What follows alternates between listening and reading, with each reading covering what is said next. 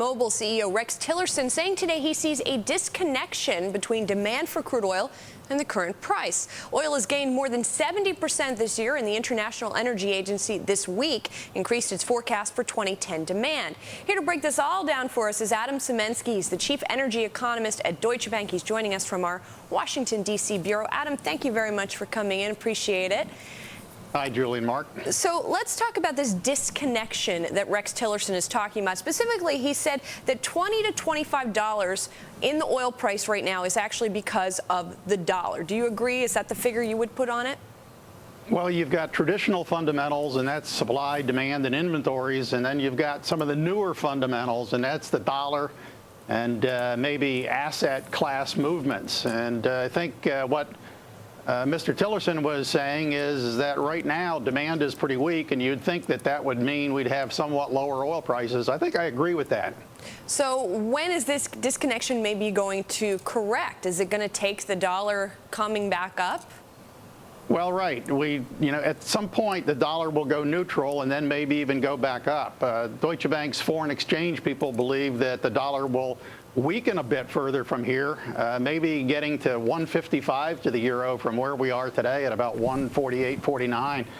That could mean somewhat higher oil prices. Eventually, we think the dollar will recover. Whenever the Fed gets around to raising interest rates, that ought to be one of the triggers, but that might not be for another year. Well, and if the dollar doesn't recover for another year, is there anything else that's going to put a lid on the price of oil? Well, there are a lot of fundamentals out there, the traditional ones that I mentioned earlier. Demand is relatively weak, although the economy in the U.S. is recovering and we're seeing that global recovery coming along. Demand for petroleum products is still not really recovering rapidly. The second thing that you have is a lot of excess refining capacity along the lines of the earlier comments that you were making.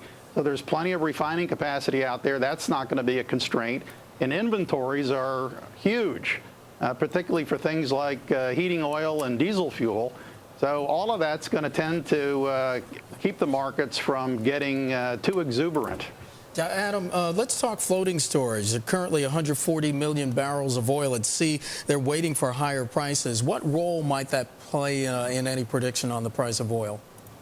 Well, the reason, I'm not sure that there's, tankers waiting offshore for prices to go up before they come in. What's been going on with the floating inventories is kind of a carry trade.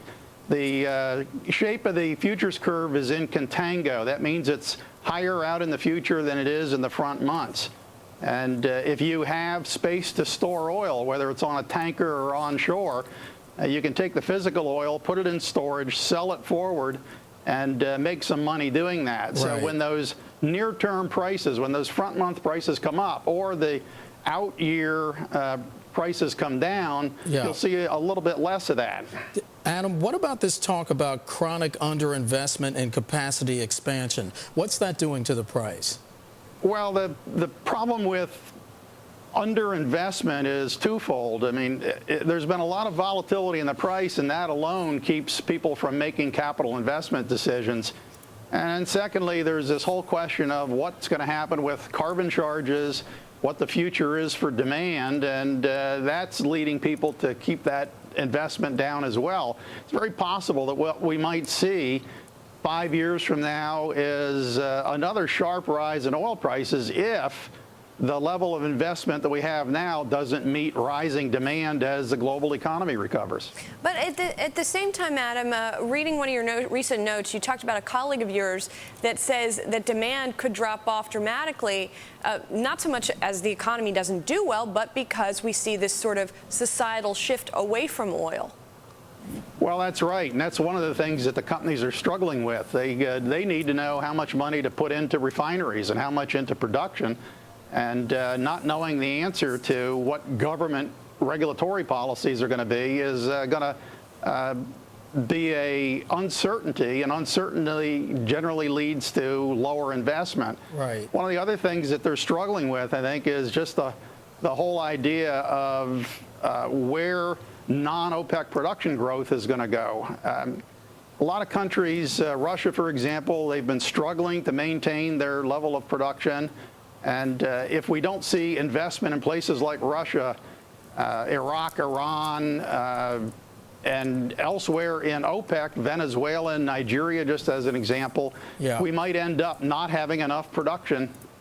Adam Sieminski, chief energy economist at Deutsche Bank, joining us from Washington. Adam, thanks. Small clarification in that story we just reported. The Sam Mary investigation is the part of that story that just came across the wires.